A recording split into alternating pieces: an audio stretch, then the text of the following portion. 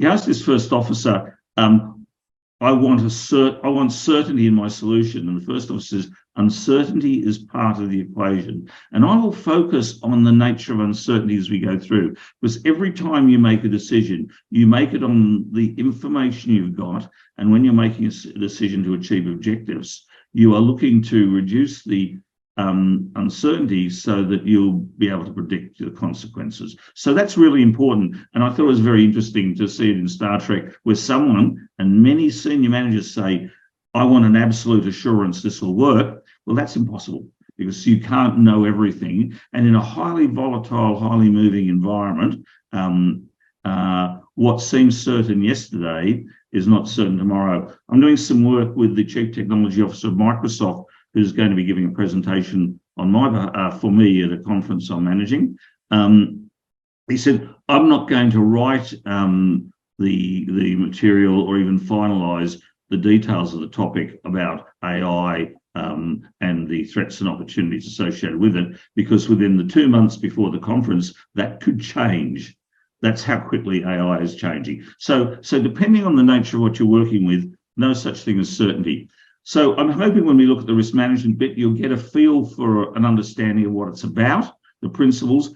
That will not equip you to be a risk manager, but it will equip you to look for the right things to find that. So I've put up this thing about risk. In the International Standard 31,000, risk is defined as the effect of uncertainty on objectives. That is a very high level, I'd call it a meta definition, and you need to break that down. But what I've discovered working with people is they actually don't understand uncertainty. Some people do equations to say risk is a function of threat and consequence. Well, that's all well and good, but they're not actual functions. So in this diagram, which I won't go too deeply into, I've used what they call logical symbolism to look at. So the uncertainty is actually dependent on the complexity, volatility, that's the rate of change, and the ambiguity of the information in the context in which you're operating, and that's the third box there. And people don't understand that. They're always looking for a degree of certainty, and the more complex the environment, the more uncertain it is. And really importantly, and this is where the business continuity stuff comes in and risk management and controls come in, understanding the vulnerabilities from a range of sources of risk, from risk induced by people through to natural hazards in the environment. What are you vulnerable to? So it's another starting point that's very important. So we'll work through some of those, but I want to get this concept across. In the world we live in today, it is changing very rapidly, and particularly in the technological area. So therefore, anything that you're looking at needs to be monitoring the changes in the environment in terms of how they affect the level of certainty of your decision making. So this is a very old model. This has just been repeated in 2007. This model goes back a long way, how uncertainty works. I'm not going to go into definitional stuff such as epistemology, ontology, how things relate, etc. But when we do a deep dive into this, these issues become quite important if you're going to be at the top of the game as a risk manager. So this diagram here brings together the three key elements of ISO 31000. And I put this here because ultimately anything you plan to do requires an assessment that can balance the risks of success, the hope for success, or the risks associated with failure. And sometimes people are prepared to take action with low levels of uncertainty because of the desire to achieve the result, and others might want a higher degree of certainty before they'll take a decision. But using the modelling in this, and there's some other risk standards such as the COSO standard, which is financially oriented, and there's some other standards in actuarial science.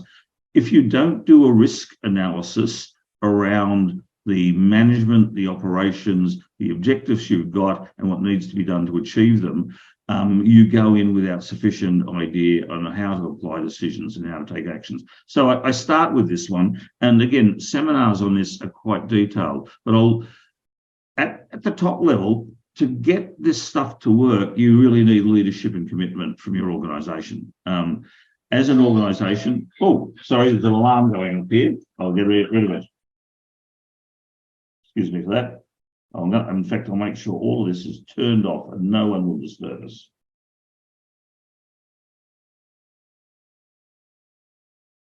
Right, it's done. So depending on your organization, you may be the leader, so you have to do this. You have to run a system that brings the design of your programs, their implementation, the review, the evaluation, testing, improvement, and integration into your system. So that's the first set of top-level principles of managing risk.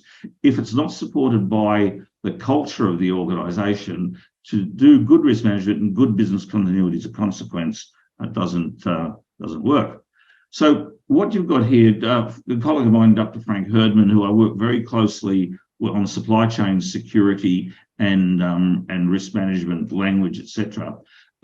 He pulled out a number of standards that are out there that integrate a management system that brings risk, quality, safety, knowledge management, information security. So depending on the organisation you're in, these might be in different management systems. So it might be your occupational health and safety people deal with 2200, 14,001 and 45,001, and the security people would be dealing with 27,000, etc. So, but if you're trying to look at business continuity, you've got to look at how these things integrate together. So when you look at the top level, that leadership level, it's getting governance right.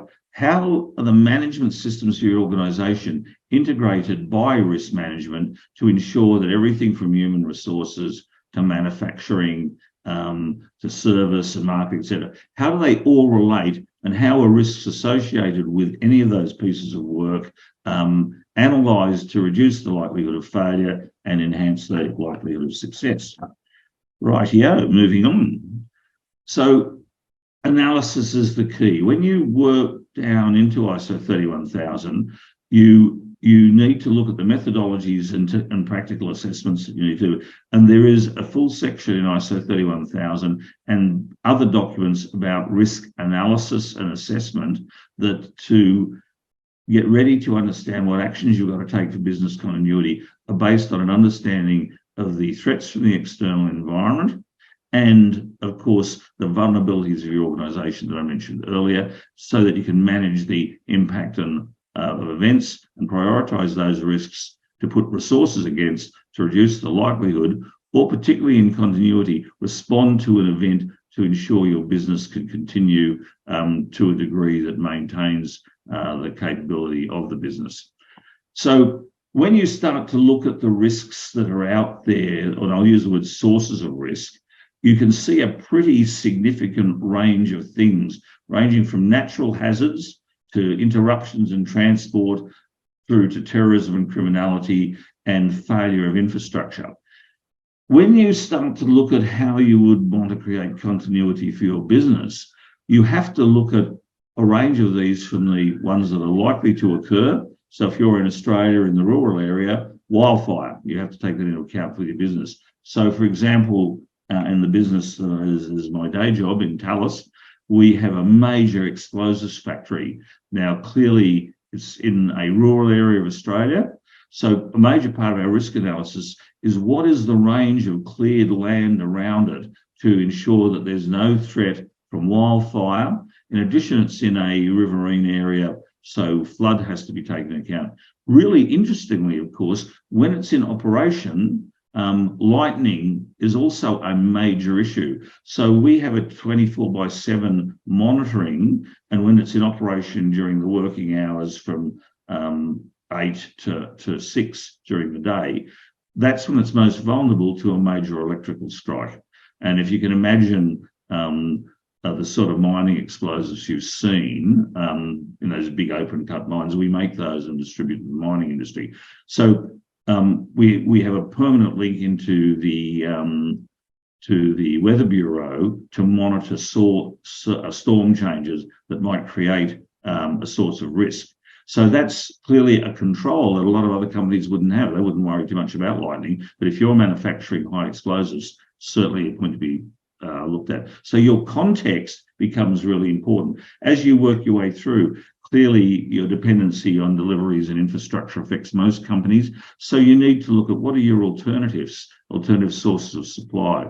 I'm not going to go into the security details on this because each of these things is very much given to context, but this is the high level of things that you might need to be looking at when you're starting to look at the threats that would be disruptive that you'd need to build a continuity model to address.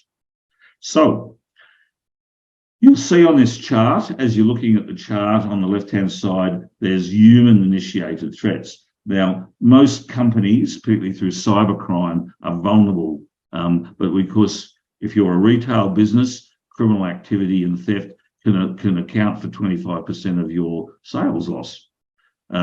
Certainly, we've seen as a result of downturns in some economies, the rate of retail theft has increased significantly. So there's a direct relationship between the source of the threat, criminal, and the changes in society. So as you start to address how you might run a clothing business, a retailer of any description, understanding what's happening in the social environment becomes pretty critical. I won't again go into this because this is not a lecture about security, but it's really important to look at the context of your enterprise, which is one of the first things you do in risk analysis, and consider what the sources of threat might be, either through the attractiveness of your product, changes in society, value changes in the product. Many, many years ago, people copper wasn't as valuable as it is today. So one of the biggest interruptions to industry in Australia at the moment is theft of copper alloy. And therefore, people have come to their operation area and found their generators and other things over a weekend have been stripped, and all the copper from the generators and things has been stripped and stolen and resold on the black market. That was not a threat we worried about 20 years ago. So again, you've got a changing environment where a metal, which was always reasonably expensive, is now very expensive and in much demand. So everything is contextual. My company, espionage is a major concern because we're in a high-end aerospace, defence and computing area. And therefore, the threat from nation-state terrorism is significant. Now, this is a model I've just popped up. So you'll get to these slides. I'm sure Shelley and Aileen will be able to supply slides to those who are on deck from the ones I've sent them. This is how you bring business threats and things into a model. And you'll see it goes from the enterprise level down through to protective security. I'm using protective security very broadly because business continuity and security are related. When you say, what is it I have to do in business continuity in terms of the actions and controls that will ensure continuity without understanding the threats and the sources of threat and what might prevent them, you need to do that, including those natural hazards. So I call this a converged model. I don't know if there's anyone on here with a cyber security background or cyber management background. In cyber security, we deal with the concept, we call it CIA just for fun, confidentiality, integrity, and accessibility. Each of those is a balance. So if you make it too hard in order to protect confidentiality, you reduce accessibility. If you don't build appropriate barriers to interference by the unauthorized, you can reduce integrity. And therefore, all those things I put in that security are actually critical to your information and assets. So you need to think of some of these models so you can illustrate to the leaders of organizations or to your own staff why you're building systems in to ensure the continuity of the business. So this is the important bit. It's the risk management assessment. And that's part of how you provide all the material you need to help people make a decision. Now you can see you've got contextual information, you've got scope, you've got the communication and consultation with stakeholders, you've got the actual identification of the sources of risk, you analyse the likelihood of that risk to come up with evaluation. Risk treatment is about the controls you put in. And so, for example, if you're thinking business continuity in the cyber world, if you're relying on only one storage of your data, you're highly vulnerable. A risk treatment in that case is to have an independent site or have a sovereign or controlled encrypted cloud component. So business continuity is about sustaining things that if a action was taken against them by criminals or a natural hazard occurred, you have alternative sources, particularly for information. And then, of course, you need to assess, monitor, and review to keep that cycle going as things change. So here's a relationship between each of those levels of governance, management, security management program, and security convergence. And so you'll be able to get more details of these documents, and we're including these in a new standard that's being voted as we speak about security. But I've probably done enough on security, but these slides you can look through, and they give you the hints that you need to do to start to look at what you could consider in one of those boxes. Now, the most important thing in all of this, and particularly continuity, is people. People are the source of problems and they're the solvers of problems. And so you need to understand the culture of your organisation, the psychology, the human factors, criminal activities that might be involved and impact on your business.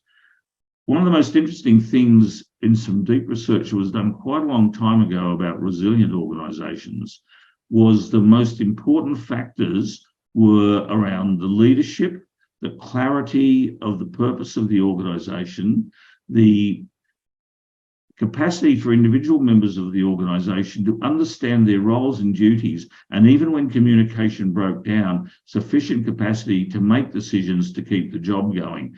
And they reviewed a whole range of companies, those are mainly European companies, who lasted through all sorts of disruptions, and they were factors that occurred in all of them. And the factors that occurred in those that failed, often poor communication between leadership and its people, over control of people without empowering them to do their job, and so on. So I think the understanding, this is about information, but the understanding of how people operate in your organisation and how they view their role in sustaining the organisation is very, very important. And that's generally provided by the way leadership builds and treats its people. So I say that's absolutely critical. Business continuity doesn't work unless the people in the business are ready and prepared to continue. So that human factors, there's huge work of understanding there. And so if you're not working with the HR folk and with the managers to bring human factors in, the safety, security, enhancing productivity, and so on, you're going to already be behind it before you've done your continuity planning. I put this up, and that's available to you. This is a model for the recruitment and assessment of people for access to privileged areas of work, whether it be childcare on one hand for protecting children, or whether it be high-end top secret material for government. You go through this set of processes, and there's documentation on this. It's a standard from Australia called workforce screening, and there's an annexure to it that shows you how you apply risk management to the selection and management of people. And it's really useful as a background to the material I've just covered. Now, beavering away. This is a very interesting chart, and it's very complicated. What I've tried to do in this chart is pick up some of the ideas that people need to understand when dealing with decision makers. So what you've got here, and in the bigger program that I've been asked to do by Erudite, I actually break every element of this plan and explain them. But at the high level, some risks are so overpowering that they're unmanageable, and others are manageable, and others are so low order of impact that you don't need to worry. But when you deal with people, they have a whole range of attitudes and behaviours that some are very confident about making decisions with high levels of uncertainty, and others aren't. So let me give you the examples that I make with them. If you have a chief finance officer who's used to dealing with lots of facts and figures, they demand a lot more information about your proposal than an entrepreneur who likes to try new ideas and is prepared to accept the level of uncertainty and risk that a chief finance officer wouldn't. Now, that's part of their character. And therefore, when you're trying to develop a program, you need to understand the level of appetite for risk. So someone with a high appetite for risk may not invest as much in a continuity plan as someone with a low appetite for risk. Now, these words have defined meanings in risk management, but what's really important is this issue of change over time. If there's unknown risks out there that are hard to understand. There's risks that are known, and there's risks that you have a degree of certainty about. You still have to deal with the unknown and emerging risks. That's where continuity comes in. What is it that could happen or may happen that you need to be prepared for? Well, that's in the knowledge space. What is it you need to do to build resilience that might deal with something coming out of the unknown? And so you'll see those boxes down the bottom: ambiguity, changeability, volatility, instability, and so on. They drive your understanding of your environment away from your capacity to make decisions with an informed base. And on the other side, if the information is comprehensible, easily understood, stable, predictable, then you're in a position to be more certain about what you put in. That's not the bit you worry about, though. The worrying bit is the bit where there's high degrees of ambiguity and uncertainty. So I'll be breaking that down in a longer seminar later in the year, but I find it's a pretty good summary because it's about how a decision is made. Someone with a high level of risk appetite who's prepared to work at uncertainty will take decisions very differently from someone who has a low appetite. So if you're the risk advisor or advising about the requirements that you need to have for managing either a security program, a safety program, or developing a business continuity or disaster recovery program, you will have very different clientele who will need very different amounts of information before they'll commit resources and themselves to it. So this sort of thinking is useful. This is another way of looking at the same concept. There is a concept around accepting the high or low or reasonably practicable. That again is altered by the sitting perceptions that different decision makers have. Again, you could do a whole course of study in how to develop this, but I want to put it on the table so you're aware of the concept. So if you want to build a collection plan to support your infrastructure work to deal with business continuity, you need to do the 31,000 analysis. You need to understand the objectives of your organisation, scan the environment, look at some of the scenarios that could cause problem for your business. Look at some existing vulnerabilities in your business. Who are the hostile actors who might attack your business, cyber criminals, etc. Develop, and I'll use the word intelligence requirements, like you could say information requirements if you like, that will help you develop that model. And when I say intelligence model, what is the information you are monitoring, collecting that tells you the risk to your business? And you maintain that cycle. So another thing that if you've been involved in safety, you'll understand how things work. An incident occurs when the controls you have failed to some degree or another. That should be used as a learning experience. The data from that incident should be analysed through a causal analysis so that you can revise your controls. Now, what you can do in building a business continuity plan is use scenario planning to identify the types of potential incidents that are in your environment. So that's, I think, a useful model as well. It's called the bow tie diagram. It's used in lots of ways in safety, security, etc. But it's also, if you treat it as a theoretical model, you can create scenarios around possible incidents that would affect the continuity of your company. So there's a bunch of standards here. I'm not going to go through the details. They're available, and you can find some very, very good PDFs on the web that summarise some of these. But cyber is probably the biggest potential cause of problems to continuity if you're in a stable operational environment in terms of hazards and society. It's external cyber issues and failures of your system. So there's standards out there that I recommend. You don't have to be a cyber authority to read through this top level one to realise what should be done to protect your information assets. And it's really the first point of call. If you haven't got that in place, you're probably maintaining continuity if attack is very, very slim. There's handbooks and guides you can get. They're free. You can go online to the National Standards Centre of the United States and download this material for free. Doesn't cost really. You have to work to understand it, and indeed, depending on your level of expertise and competence, you may need assistance to develop these. But I really recommend going into these things and having a look, especially this one. I'm looking at enterprise risk management because that's, and its relation to cyber, that's one of the really important things in this current environment. So that's a summary of the risk bit. And I've gone longer on that because if you don't get that right, your continuity stuff doesn't work. Now, this is slightly different from the first one. We've added a framework about analysis, function, etc. And this has now come out in a document that will be available on managing unexpected risk and disruptive risk, because they're the ones that come from high levels of uncertainty. So you need the stuff that's already in ISO 31000, but you need this adaptive intelligence base and develop some the structures and functions to do that. So I won't go more about that, except to say these are the things you've got to look out for. And recovery management, resilience are clearly related to organisational sustainment.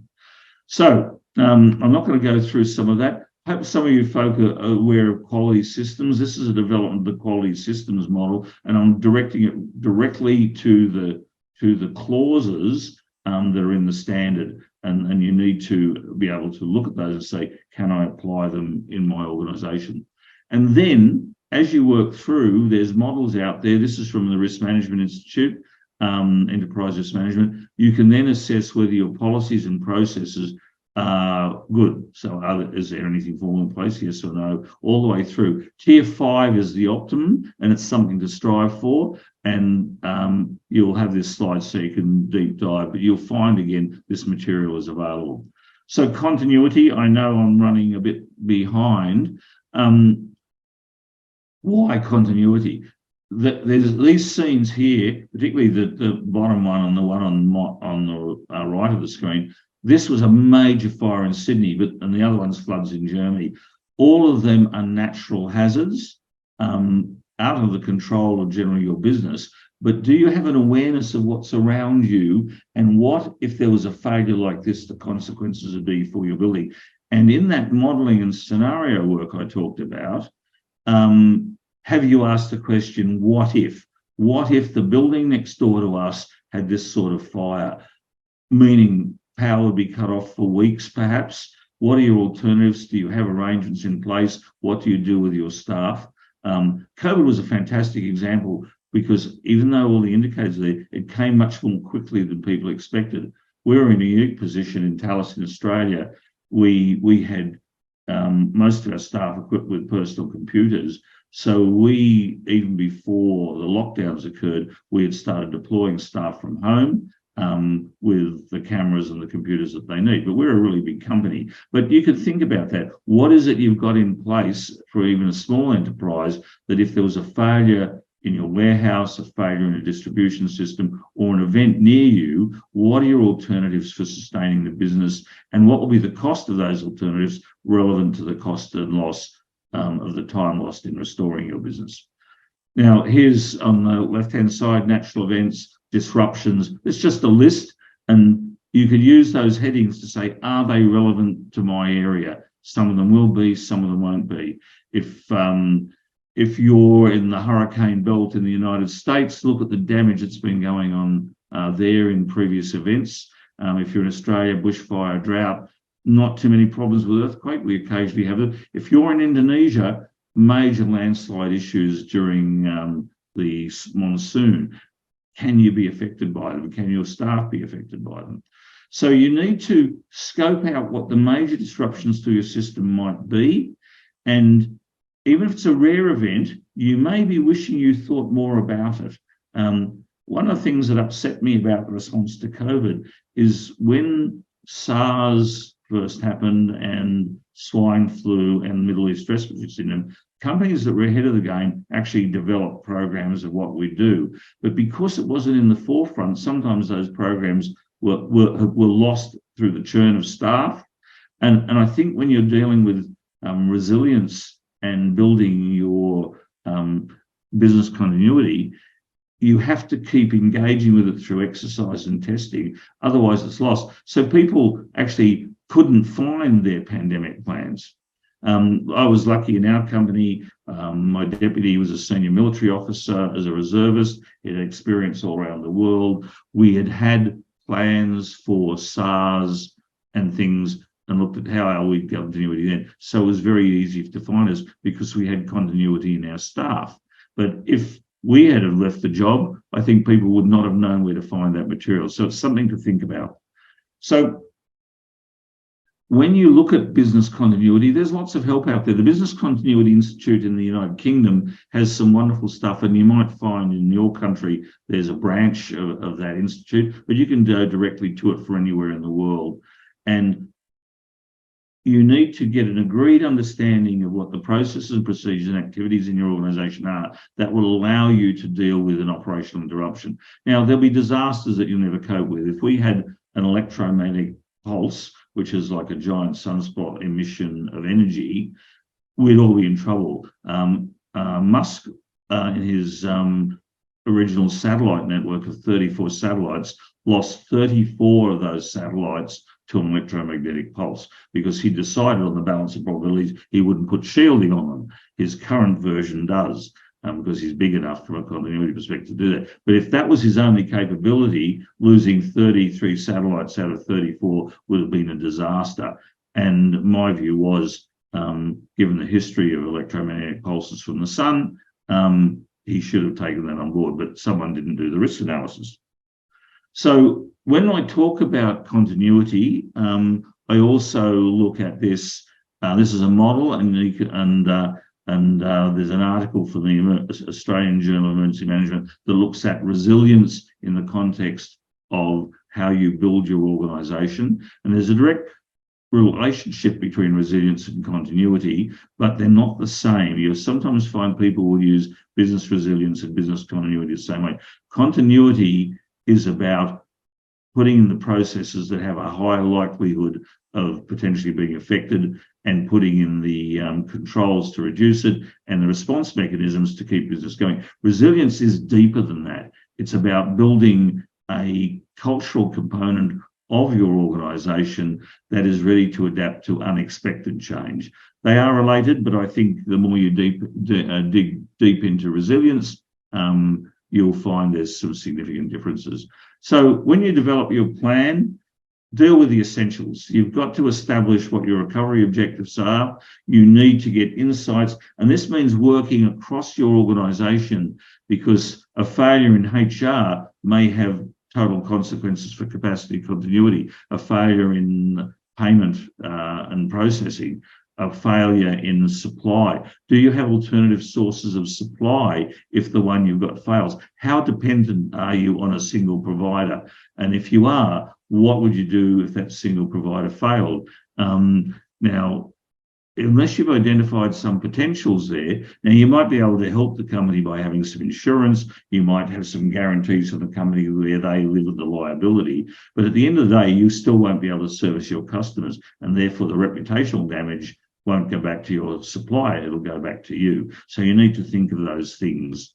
So you've got to support the strategic objectives of your company and get it right. You have a competitive advantage. So if there's a disruption that impacts on your competitors, but you've got your business continuity right, you're going to have a great reputation and be a credible supplier. So you need to think about that, not just your own business, but who else is out there, and have you, well, for example, if you had a contract that guaranteed you certain deliveries and your opponent was getting it from the same source, well, if the delivery is in short supply, you'll be the one that gets them. So you need to think about those things and the disruptions that might affect your objectives.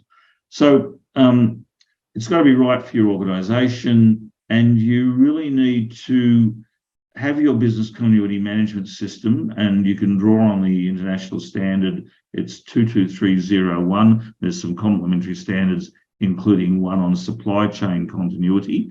I think that's 22318. All those you can check online, and if you feel them useful, you can buy them from the International Standards Organisation. So you've got to communicate. People need to know what their role is, how continuity might affect them, and who are the interested parties. And these are direct quotes from the standard. Again, this is a quote from the BCI, and the original British Business Continuity Institute, which is now the Global Business Continuity Institute, was a major contributor to the standard. So getting on their site and looking at this material and the things that they show you, like the illustration on the right, those are things that are going to be very helpful for you. Again, getting the policy right, getting the planning right. I can't emphasize that too much. And again, each of these slides really needs 10 to 15 minutes or longer to work through each point. But I'm bringing them up to you now so you realize there's a journey to go on. And we've talked about this cycle already. This is one of the most popular models in the world, and the reason is it's because it works. Look at that result from Google. I mean, that's an amazing set of results for references to a particular model. So, integrating and testing, I've touched on that already. If you don't test, you don't know it's going to work. So you need to test the elements of your plan and build up a set of processes and a regular program of testing it, both in individual business lines if you're a big company or for the company as a whole. And you need commitment from the leadership to recognise that's important. And that could create some expenditure. So you need a commitment of resources, and people need to know the consequences and likelihood of consequences, again, where risk management comes in. I won't go around the cycle. You can find material on that. There's problems with it. I think it's really worth using, but it's hard to do properly. It's hard work. You need to do SWOT diagrams. You need to engage stakeholders. But having done that, you will produce a better continuity plan than you would do otherwise. And that requires that leadership commitment. Without leadership commitment, it won't be effective in the long term. So I'm not going to talk too much about leadership and commitment, but in the ISO standard, there's a whole section on it that addresses these dot points, the A to H that I've got up there, and you can see the nature of the point. They are about resourcing, they're about commitment, they're about objectives, and they're about direction. So if you want to have good leaders for resilience and business continuity, here's some of the characteristics that they need. And if you can find anyone that has all of those characteristics, I will recommend them for a medal, because that's a pretty big ask. But as a team, you'll find that you've got a lot of those in your team, and you can leverage off your team members. Some people are great at controlling operations. Others are comfortable with change and ambiguity. Others can learn quickly. So if you have resilient leaders, and you don't need to be the chief executive officer to be a leader, you need to be a person who's engaged and influential because they bring something good to the table.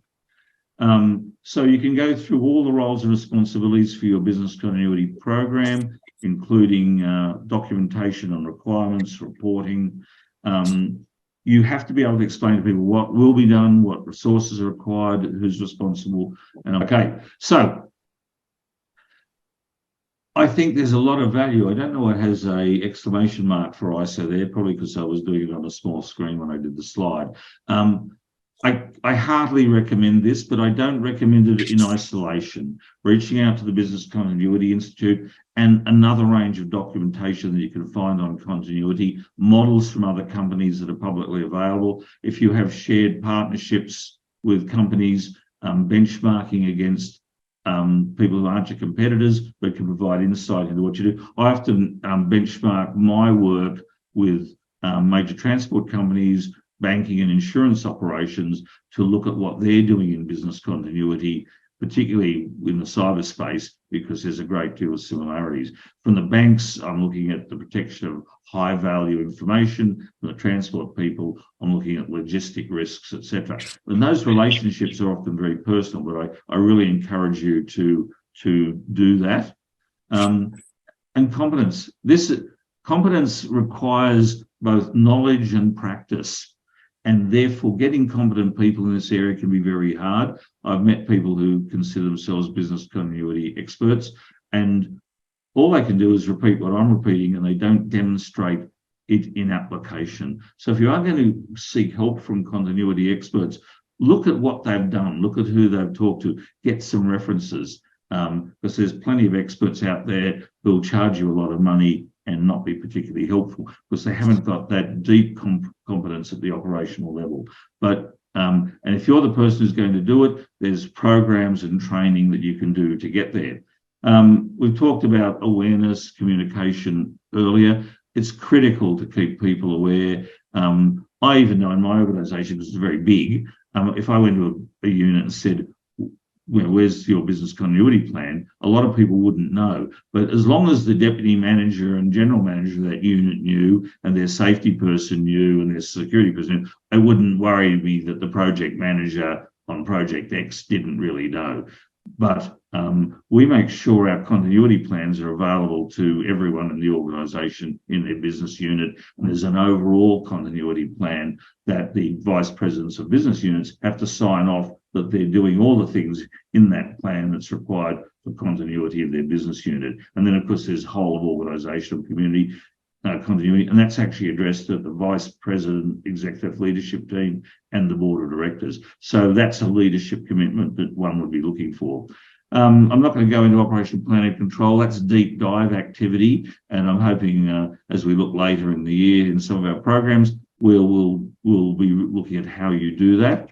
So if you don't do an impact analysis to know what would happen in conjunction with your risk assessment, you can't make the case for the allocation of resources. When you do have an event and you do that business impact analysis, and there's a whole range of work to understand business impact analysis, and that bow tie diagram is one of the tools for that I showed earlier. I think that's really important. So again, we've talked about this already, getting the strategies right. These are the process elements that are in the standard and in the guidance for the Business Continuity Institute that you need to go through in the context of your organisation, select those strategies, select those solutions. So for me, I've got full redundancy of all our cyber capability in a different state, different city, on a different network of energy, because the risk of losing that type of information would destroy the company.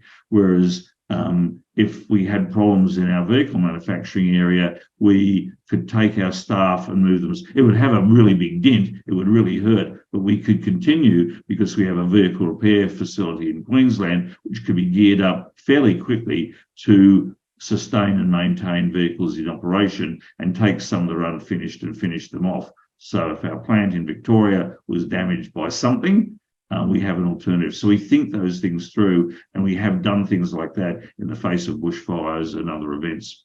Resourcing I've talked about. There's a whole bunch of resources there from A to H that you need to address continuity in. If the suppliers can't supply, it doesn't matter how good your business is. So looking at continuity of finance, transport, logistics, all of those are critical. We've talked about developing strategies. I think you need to look at a range of alternative systems and build a culture of resilience into your organisational culture. So I won't go on about response structures. I think we're getting close to time, but someone needs to be responsible and accountable to sustain this, run the programs, deliver it, and they need the authority of senior management and be able to initiate a response when the time comes.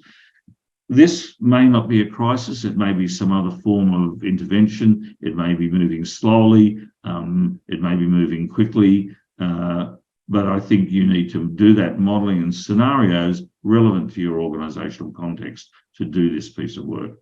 And you have the exercise program that I mentioned. You need to exercise elements of the plan, and you learn to enhance your business continuity through the reports on how the exercises went. And that's particularly true for exercises that relate to supply failure, and they can be desktop exercises. Cyber exercises for disruption are very important in this, and they'll show you where the weaknesses of your system are. So, for example, even if you have an independent redundancy site for cyber, how long will it take to get up? When was it last refreshed? What are the gaps between its refreshment rate and the work that's being done between the refreshment rates? Is it daily? Is it hourly? What are the risks of doing it hourly if you are attacked? Because you might be attacked during the refresh and then you might lose your data. All of these things need to be taken into account depending on the complexity of your organisation. And you need to build resilience. And I'm not going to go on about the role of resilience, but there's definitions and there's work being done in ISO. But being able to absorb and adapt in a changing environment is one of the key elements of business continuity. And this model here, I think, is very useful. You can see business continuity is there with disaster recovery and cyber, enterprise response, etc., emergency, crisis management. But when you combine it all, you start to get a model to develop good business continuity in a resilience context. And you can find copies of this model out there, and you'll have this slide and you can use it to do your searches with. I'm not going to go any more about resilience. There's a huge amount of material. I could spend 2 hours, 3 hours just on resilience alone. So I'm going to whip through those slides. I've shown you this already. You need to be building, if you've got no capacity, you need to work through these steps until you're in a position to operate at tier 4 or 5, and that will be in a position to help you do this. Again, I will show this one. These are all the things that have to be addressed in your business to build resilience and build continuity. If you're going to be your business continuity expert, you need a transverse understanding of what works in your organization and who's responsible to what. It is a very deep dive managerial activity, and this is just a list that could be relevant to your organization.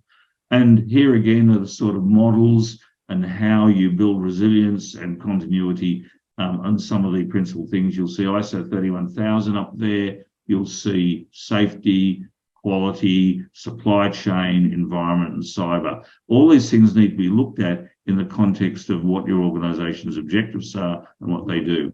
And this list will be available to you. Here's a list of standards so you can go and find them. Here's a list of the cyber standards. I don't recommend you try to read all of them, but I'd certainly be looking at the ones in the first 5 of the 27001 series. And that's it.